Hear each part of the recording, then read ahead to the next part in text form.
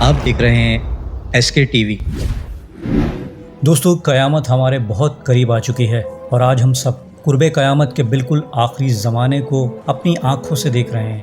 میں ایسا کیوں کہہ رہا ہوں؟ کیونکہ عرب میں قیامت کی ایک بہت بڑی نشانی جو پوری ہو چکی ہے۔ Allah mentioned them in our holy book Quran. Regards together, Lat, Manat, wal Uzza behind you. جس کا ذکر قرآن کریم کی سورہ نجم اور صحیح مسلم کی ایک حدیث میں کیا گیا ہے۔ قرآن کریم میں اللہ سبحانہ و تعالی ارشاد فرماتا ہے، سورہ نجم آیت نمبر 19 سے، اے محبوب صلی اللہ علیہ وآلہ وسلم، کیا آپ نے لات اور عزا کو بھی دیکھا ہے اور تیسرے منات کو کہ یہ بت کہیں خدا ہو سکتے ہیں؟ دوستو، سورہ نجم کی ان آیات میں لات اور عزا اور منات کا ذکر ہوا ہے، اور یہ ان بتوں کے نام ہیں جنہیں مشرکین مکہ پوجتے تھے۔ اور ان آیات میں اللہ سبحانہ و تعالی ارشاد فرما رہا ہے کہ کیا تم نے ان بتوں کو تحقیق اور انصاف کی نظر سے دیکھا ہے؟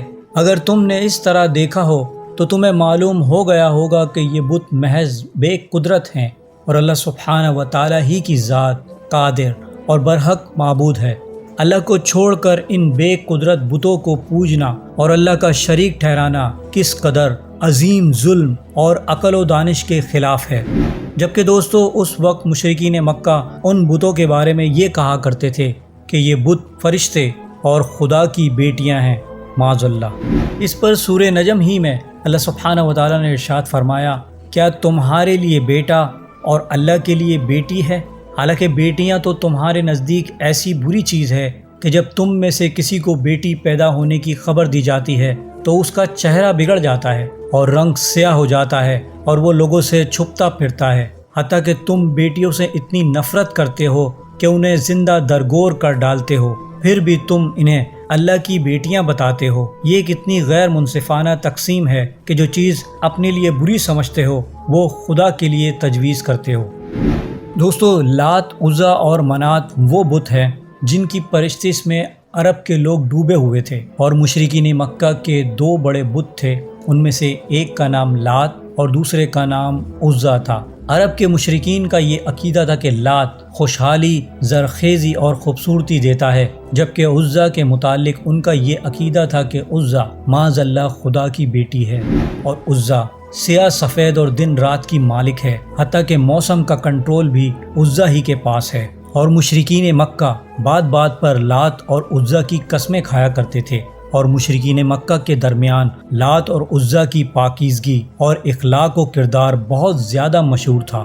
دوستو، ہمارے پیارے نبی حضرت محمد مصطفیٰ صلی اللہ علیہ وآلہ وسلم کی ولادت سے قبل عرب میں شرک اور بت پرستی پھیل چکی تھی۔ ان دنوں عرب میں ایک مشہور اور نیک سیرت آدمی تھا جس کا نام لات تھا۔ یاد رکھیے گا کہ عرب کے لوگ کافر نہیں تھے، وہ مشرک یعنی شرک میں مبتلا ہو چکے تھے۔ جب لوگ مکہ معظمہ میں زیارت کے لیے آتے تھے تو لات لوگوں کی خاطر اور مہمان نوازی کرنے کے لیے انہیں ستو پلایا کرتا تھا، اور لات بہت ہی رحم دل اور مہمان نواز انسان تھا، اور مکہ میں آنے والے ہر انسان کی مدد کیا کرتا تھا۔ اور دوستو، اسی طرح اسی زمانے میں عزا نامی ایک شریف لڑکی تھی۔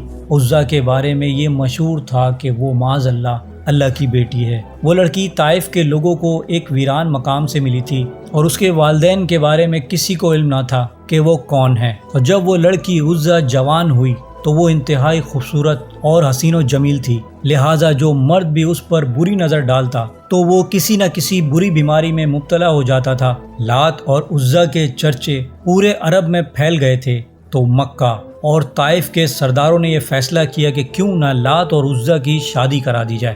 چنانچہ ایسا ہی ہوا، لات اور عزا کی شادی کرا دی گئی، جس کے بعد جب وہ اپنی شادی کی پہلی رات کے لیے کمرے میں گئے تو وہ دونوں ایسے غائب ہوئے کہ آج تک یہ معلوم نہ ہو سکا کہ وہ لوگ کہاں چلے گئے، اور عرب میں یہ مشہور ہو گیا کہ لات اور عزا ہمیشہ کے لیے امر ہو گئے، اور لات کو فرشتہ اور معاذ اللہ عزا کو اللہ کی بیٹی کا درجہ دے کر ان دونوں کے بڑے بڑے بت بنا کر ان کی پوجا شروع کر دی گئی، اور مشرکین مکہ نے کعبے کے طواف کے ساتھ ساتھ لات اور عزا کی بھی پرستش کرنا شروع کر دی تھی۔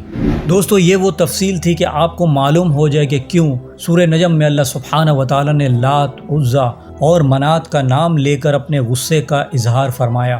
مگر دوستو آج بہت افسوس کے ساتھ یہ کہنا پڑ رہا ہے کہ جن بتوں کو نبی کریم صلی اللہ علیہ وآلہ وسلم نے فتح مکہ کے بعد توڑ ڈالا اور ہمیشہ کے لیے کعبہ اور مکہ سے بت پرستی کا خاتمہ فرما دیا تھا، اور آج عرب کے لوگوں نے پھر سے لات، عزا اور منات کے بت بنانا شروع کر دیے ہیں، اور عرب میں کچھ مقام پر تو ان بتوں کی پوجا بھی شروع ہو چکی ہے، اور یہ ہی وہ قیامت کی نشانی ہے جو عرب میں پوری ہو چکی ہے۔ صحیح مسلم کی حدیث مبارکہ میں سیدہ عائشہ رضی اللہ تعالی عنہا فرماتی ہیں کہ میں نے رسول کریم صلی اللہ علیہ وآلہ وسلم کو فرماتے ہوئے سنا، رات اور دن کا نظام اس وقت تک ختم نہیں ہوگا، یعنی قیامت اس وقت تک قائم نہ ہوگی جب تک عرب کے لوگ لات اور عزا کی عبادت میں پھر سے مشغول نہ ہو جائیں۔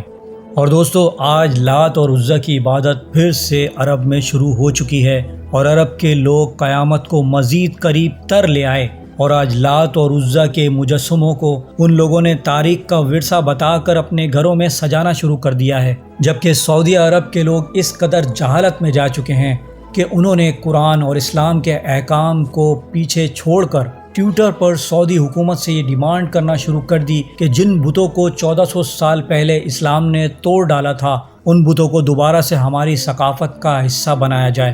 اللہ ماشاء اللہ، بھائی کیا سوچ ہے ان لوگوں کی، اللہ اکبر۔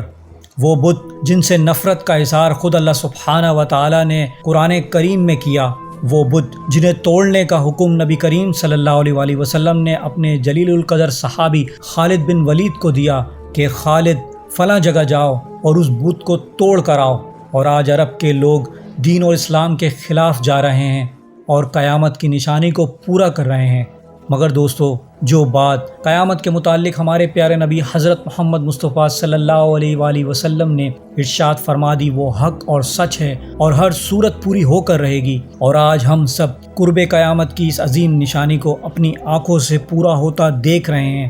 This sign shocked me more than anything else, and people aren't even paying attention to it, which is the worship of Lat and Uzza in the Arabian Peninsula. It's happening? It's happening. How? There are people right now that are worshiping Lat and Uzza. Like, I could imagine there being Christians and Jews, atheism in the Arabian Peninsula. Like, I could imagine. Yeah. But who would worship Lat and Uzza? That was dead. It was finished. Like, they're pieces of rock. Like, nobody even, there's no church for them, nothing. I've seen pictures right now. They're online of people in Arabian countries with statues posting that they're worshiping.